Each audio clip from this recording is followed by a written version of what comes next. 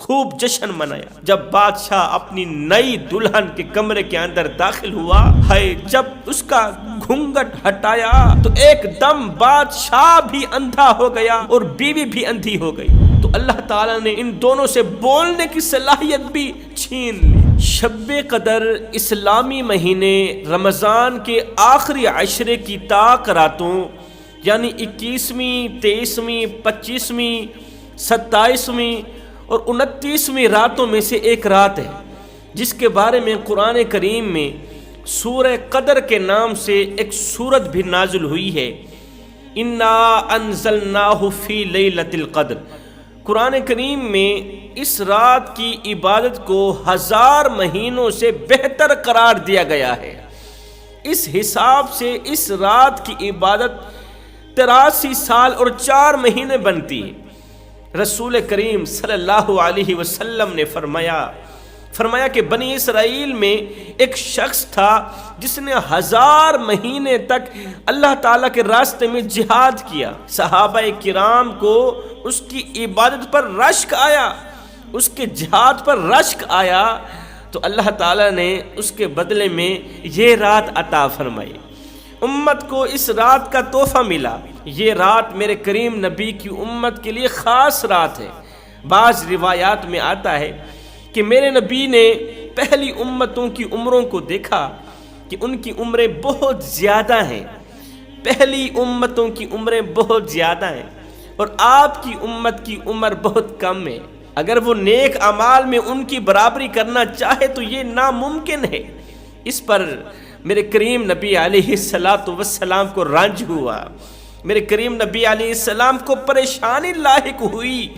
اس پریشانی کو، اس رنج کو دور کرنے کے لیے اللہ تعالیٰ نے اس کے بدلے میں یہ رات عطا فرمائی، لیلۃ القدر یعنی شب قدر عطا فرمائی۔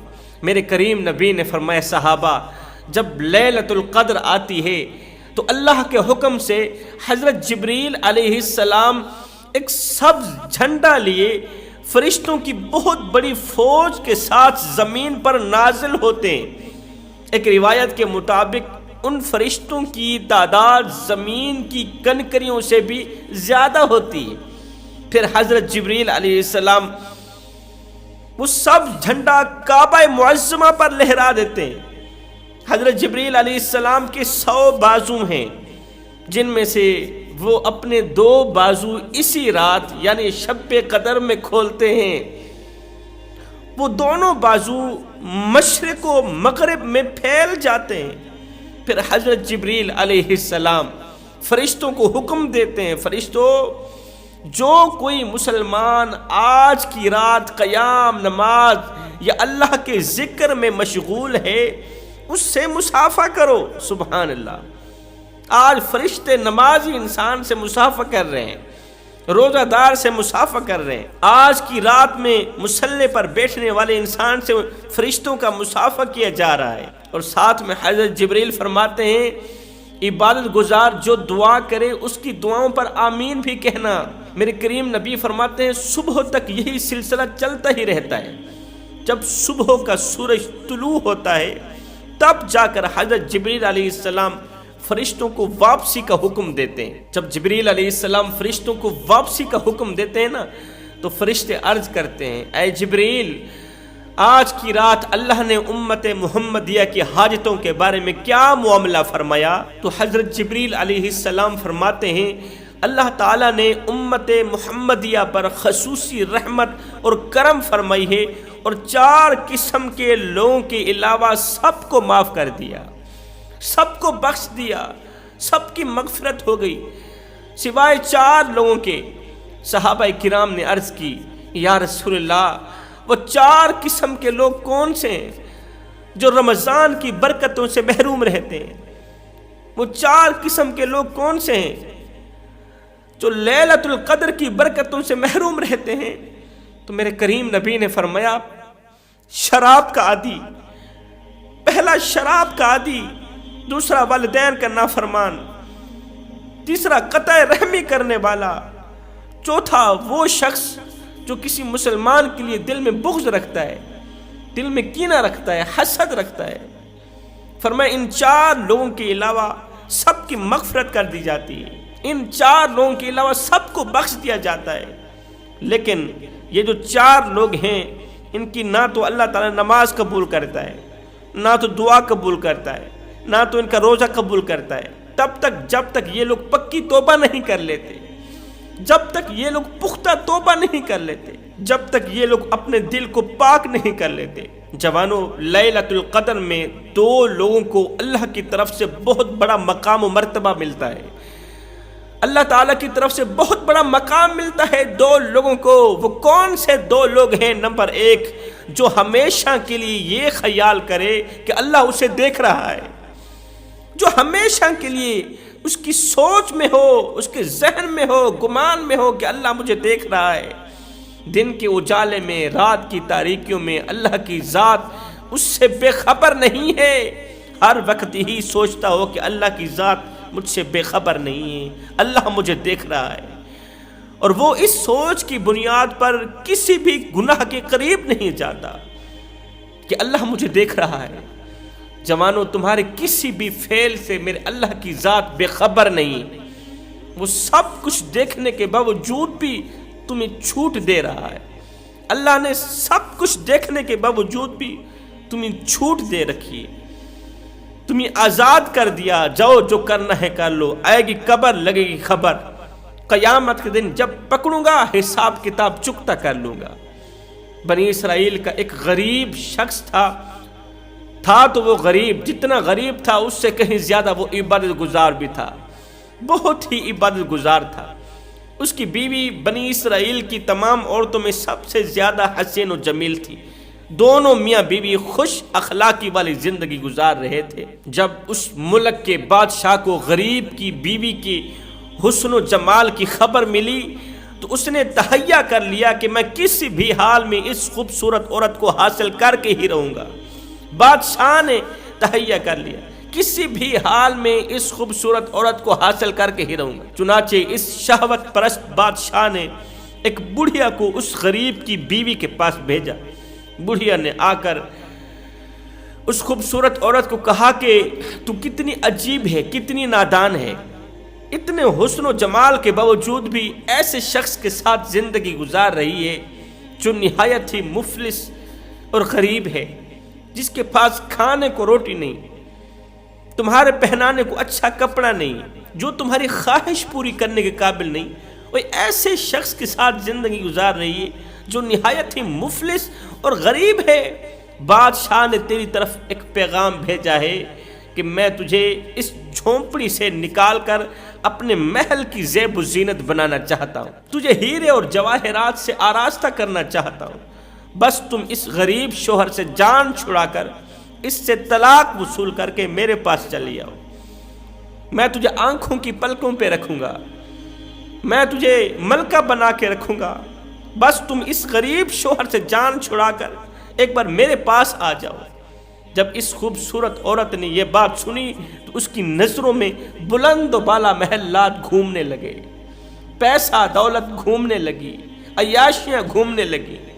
اب اس نے شوہر سے بے رخی اختیار کرنا شروع کر دی۔ اس عورت نے بڑھیا کی باتوں پر آ کر شوہر سے بے رخی اختیار کر لی، ہر وقت اس سے ناراض رہنے لگی، ہر وقت اس سے خفا رہنے لگی، ہر وقت شوہر سے لڑنے لگی، جھگڑنے لگی۔ جب اس نیک شخص نے محسوس کیا کہ میری بیوی مجھ سے بے رخی اختیار کر رہی ہے تو اس نے پوچھ ہی لیا، اے اللہ کی بندی، تو نے یہ رویہ کیوں اختیار کر رکھا ہے؟ آخر کیا وجہ ہے؟ کیوں ناراض رہتی ہو؟ کیوں خفا رہتی ہو؟ کیوں مجھ سے لڑتی جھگڑتی رہتی ہو؟ کہا بس مجھے طلاق چاہیے، کہا بس مجھے طلاق چاہیے، میں تجھ سے جدا ہونا چاہتی ہوں۔ ہائے، وقت گزرتا گیا، آخر کار غریب شخص نے مجبوراً اس حسین و جمیل عورت کو، بے وفا، لالچی، مکار اور دھوکے باز عورت کو طلاق دے کر رخصت ہی کر دیا۔ آخر کار اسے طلاق مل ہی گئی۔ اب یہ عورت خوشی خوشی بادشاہ کے پاس چلے گئی۔ بادشاہ نے بڑی دھوم دھام سے اس سے شادی کی، خوب جشن منایا۔ جب بادشاہ اپنی نئی دلہن کے کمرے کے اندر داخل ہوا، خوب جشن منانے کے بعد جب بادشاہ اپنی نئی دلہن کے کمرے کے اندر داخل ہوا ہے جب اس کا گھونگٹ ہٹایا تو ایک دم بادشاہ بھی اندھا ہو گیا اور بیوی بھی اندھی ہو گئی۔ جب بیوی کا گھونگٹ ہٹایا ایک دم بادشاہ بھی نابینا ہو گیا، بیوی بھی نابینا ہو گئی۔ آپ حیران ہو رہے ہوں گے، پریشان ہو رہے ہوں گے کہ ایسا کیسے ہو سکتا ہے؟ جی اللہ چاہے، جب اللہ چاہے تو ناممکن کو ممکن بنا سکتا ہے۔ رات کو دن میں بدلنے والا رب اگر دینے کی طاقت رکھتا ہے تو وہ واپس چھیننے کی طاقت بھی رکھتا ہے۔ ایک دم بادشاہ بھی نابینا ہو گیا اور دلہن بھی نابینا ہو گئی۔ جب شہوت میں آ کر ایک دوسرے سے بولنے لگے، شہوت میں آ کر جب ایک دوسرے سے بولنے لگے تو اللہ تعالیٰ نے ان دونوں سے بولنے کی صلاحیت بھی چھین لی۔ صبح جب یہ خبر اس دور کے نبی علیہ السلام کے پاس پہنچی تو انہوں نے اللہ کی پاک بارگاہ میں ان دونوں کے بارے میں عرضی کی تو اللہ تعالیٰ نے فرمایا میں ان دونوں کو ہرگز معاف نہیں کروں گا، میں ان دونوں کم بختوں کو ہرگز معاف نہیں کروں گا۔ اے میرے نبی، کیا انہوں نے یہ گمان کر لیا کہ جو یہ حرکتیں کر رہے ہیں میرے غریب عبادت گزار کے ساتھ جو انہوں نے کیا ہے، کیا میں رب اس سے بے خبر ہوں؟ انہوں نے یہ گمان کر لیا کہ جو انہوں نے میرے غریب بندے کے ساتھ کیا ہے، میرے عبادت گزار کے ساتھ کیا ہے، میں وہ کچھ نہیں دیکھ پا رہا؟ کیا میں ان کی ان تمام بری حرکتوں سے بے خبر ہوں؟ یہ نادان بھول گئے کہ کسی کے گھر ویران کرنے والوں کی زندگی آباد کیسے ہو سکتی ہے۔ جو کسی کے گھر کو آگ لگاتا ہے نا، میں رب دنیا میں انہی عبرت کا نشانہ بنا دیتا ہوں، کیونکہ کسی کا برا چاہنے والوں کے ساتھ برا کیا جاتا ہے۔ کسی کی کچی حویلی ویران کرنے والوں کے خوبصورت محلات ویران کیے جاتے ہیں۔ رمضان کے آخری عشرے میں دو لوگوں کو اللہ تعالیٰ بہت بڑا مقام دیتا ہے۔ نمبر ایک، جو ہر وقت یہ سوچتے ہیں کہ اللہ دیکھ رہا ہے۔ نمبر دو، توبہ کرنے والا۔ اللہ کی بارگاہ میں توبہ کرنے والوں کا جو مقام و مرتبہ ہے وہ دوسرے لوگوں کا نہیں ہے۔ بنی اسرائیل کا ایک قصاب اپنی پڑوسی کی لونڈی پر عاشق ہو گیا۔ اس کی لونڈی تھی خوبصورت، تو وہ پڑوسی کی خوبصورت لونڈی پر عاشق ہو گیا۔ یہ لونڈی بہت ہی زیادہ خوبصورت تھی، حسین و جمیل تھی۔ ایک دن لونڈی کو اس کے مالک نے دوسرے گاؤں کسی کام کے سلسلے میں بھیجا۔ قصاب کو موقع مل گیا، وہ بھی لونڈی کے پیچھے پیچھے ہو لیا، لونڈی کے پیچھے پیچھے چل پڑا۔ جب لونڈی جنگل سے گزری تو اچانک قصاب نے سامنے آ کر اس کا ہاتھ پکڑ لیا اور گناہ پر آمادہ کرنے لگا۔ جب اس لونڈی نے دیکھا کہ اس قصاب کی نیت خراب ہو گئی ہے، اس کے سر پر بھوت سوار ہو گیا ہے، تو اس نے کہا اے نوجوان، تو اس گناہ میں نہ پڑ۔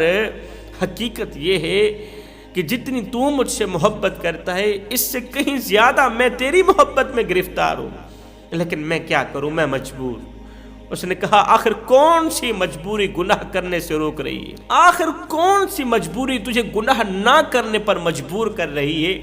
اس لڑکی نے کہا مجھے میرے رب کا خوف اس گناہ کے ارتکاب سے روک رہا ہے۔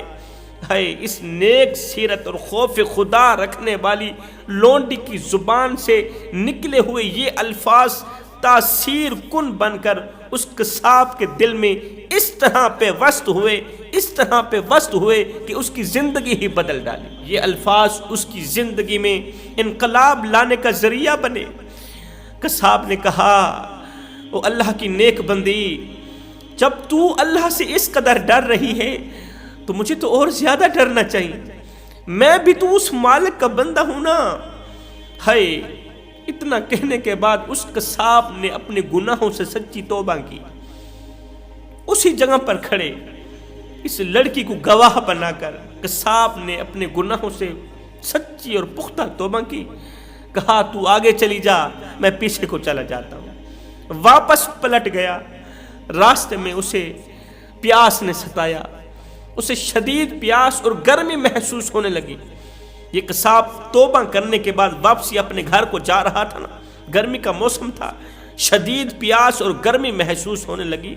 قریب تھا کہ گرمی اور پیاس کی شدت سے اس کا کام تمام ہو جاتا، اس کا دم نکل جاتا، اتنے میں اسے اس زمانے کے نبی کا ایک قاصد ملا۔ جب اس قاصد نے قصاب کی یہ حالت دیکھی تو پوچھا کیا پریشانی ہے تجھے؟ تیرے چہرے پر پریشانی اور مصیبتوں کے آثار کیوں نظر آ رہے ہیں؟ کہا مجھے سخت پیاس لگی۔ یہ سن کر قاصد نے کہا آؤ ہم دونوں مل کر اللہ سے دعا کرتے ہیں کہ اللہ تعالی ہم پر اپنی رحمت کا بادل بھیجے، ہمارے اوپر اپنی رحمت کا بادل بھیجے، وہ رحمت کا بادل ہمارے سروں پر سایہ فگن ہو۔ قصاب نے کہا جی میرے پاس تو کوئی ایسا نیک عمل نہیں ہے جس کا وسیلہ دے کر میں اللہ سے دعا کروں، آپ نیک شخص ہیں، آپ ہی دعا فرمائیں۔ قاصد نے کہا اچھا ٹھیک ہے میں ہی دعا کرتا ہوں، تم آمین کہو۔ پھر قاصد نے دعا شروع کی اور قصاب آمین کہتا رہا، نبی کا قاصد دعا کرتا رہا اور قصاب آمین کہتا رہا۔ اللہ تعالیٰ نے قاصد کی دعا کو قبولیت کا شرف عطا کیا۔ تھوڑی ہی دیر میں بادل کے ایک ٹکڑے نے ان دونوں کو سر کے اوپر سے ڈھانپ لیا۔ وہ بادل کا ٹکڑا ان پر سایہ فگن ہو کر ان کے ساتھ ساتھ چلنے لگا۔ جہاں جہاں کو یہ دونوں چلنے لگے تو وہ بادل بھی ان کے ساتھ ساتھ چلتا رہا۔ جب وہ دونوں بستی میں پہنچے تو قصاب اپنے گھر کی جانب روانہ ہوا اور قاصد اپنی منزل کی طرف روانہ ہوا۔ جب دونوں کی منزلیں تقسیم ہونے لگیں تو وہ بادل بجائے قاصد کے اوپر جانے کے قصاب کے ساتھ ساتھ چل پڑا۔ وہ بادل بجائے قاصد کے ساتھ چلنے کی، کیونکہ قاصد تو نبی کا قاصد تھا، وہ تو متقی پرہیزگار عبادت گزار تھا، اور یہ قصاب جو تھا یہ گنہگار تھا۔ تو بادل بجائے قاصد کے پیچھے جانے کے بادل قصاب کے اوپر چلنے لگا۔ قصاب کے اوپر سے سایہ فگن ہو کر قصاب کے ساتھ ساتھ چل پڑا۔ جب اس قاصد نے یہ ماجرا دیکھا تو دوڑ کر قصاب کے پاس آیا، کہنے لگا تو نے تو کہا تھا کہ میرے پاس کوئی نیکی نہیں، میرے پاس کوئی نیک عمل نہیں، اور تم نے دعا کرنے سے انکار کر دیا تھا، لیکن اب حال یہ ہے کہ بادل تمہارے ساتھ ساتھ جا رہا ہے اور تمہارے سر پر سایہ فگن ہے۔ سچ بتاؤ تم نے کون سی ایسی عظیم نیکی کی ہے کہ جس کی وجہ سے تم پر یہ خاص کرم ہوا؟ تم نے کون سا ایسا نیک عمل کیا، کون سی ایسی نیکی کی، کون سا ایسا خاص عمل کیا؟ یہ سن کر قصاب نے اپنا پچھلا سارا واقعہ سنایا، توبہ کی کہانی سنائی، لونڈی کی کہانی سنائی، لونڈی کا وہ جملہ سنایا جو اس کی زندگی بدل دینے کا ذریعہ بنا، جو اس کی زندگی میں انقلاب لانے کا ذریعہ بنا۔ اپنی توبہ کی کہانی سنائی تو اس پر قاصد نے کہا اللہ تعالیٰ کی بارگاہ میں گناہوں سے توبہ کرنے والوں کا جو مقام و مرتبہ ہے وہ دوسرے لوگوں کا نہیں ہے۔ جو توبہ کرنے والوں کا مقام و مرتبہ ہے وہ دوسرے لوگوں کا نہیں ہے۔ حضرت رابعہ بصری سے کسی نے پوچھا کیا گنہگار کی توبہ بھی قبول ہوتی ہے؟ فرمایا انسان اس وقت توبہ کر ہی نہیں سکتا جب تک اللہ توفیق نہ دے، اور جب توفیق مل جائے پھر قبولیت میں کوئی شک نہیں رہتا، پھر اللہ تعالیٰ دعا ضرور قبول کرتا، پھر اللہ تعالیٰ توبہ ضرور قبول کرتا۔ توبہ روح کا غسل ہے، جتنی بار کرو گے اتنا ہی نکھار آئے گا۔ میرے نبی نے فرمایا جب ایک گنہگار نوجوان توبہ کرتا ہے، گناہوں سے پختہ توبہ کرتا ہے، تو مشرق سے مغرب تک کے قبرستانوں میں 40 دن کے لیے عذاب ہٹا لیا جاتا ہے۔ اور ساتھ ہی اللہ کے رسول نے یہ بھی فرمایا کہ گناہ سے توبہ کرنے والا انسان ایسا ہے جیسا کہ اس نے گناہ کیا ہی نہیں۔ میں دعا کرتا ہوں اللہ ہمیں جلد از جلد توبہ کرنے کی توفیق عطا فرما، ان 4 گناہوں سے توبہ کرنے کی توفیق عطا فرما جن گناہوں کے کرنے پر انسان رمضان کی برکتوں سے محروم رہتا ہے۔ آمین ثم آمین، وما علینا الا البلاغ المبین۔